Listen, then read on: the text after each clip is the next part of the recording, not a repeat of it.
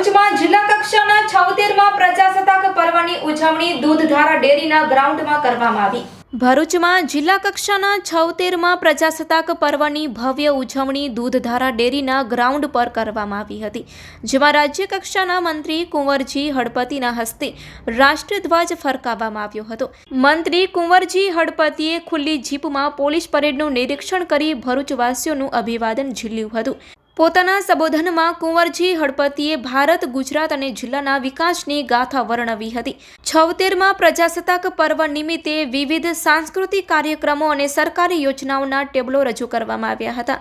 જિલ્લા અને રાજ્ય કક્ષાએ સિદ્ધિઓ મેળવનારા લોકોનું સન્માન કરવામાં આવ્યું હતું।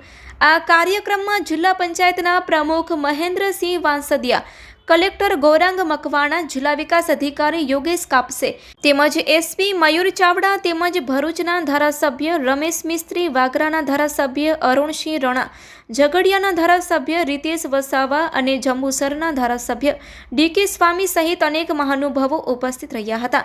26મી જાન્યુઆરી 1950ના રોજ ડોક્ટર બાબા સાહેબ આંબેડકર દ્વારા રચાયેલું ભારતનું સંવિધાન અમલમાં આવ્યું હતું, જેની યાદમાં દર વર્ષે આ દિવસ પ્રજાસત્તાક પર્વ તરીકે ઉજવવામાં આવે છે। Report by Ketan Mehta, Bharuch.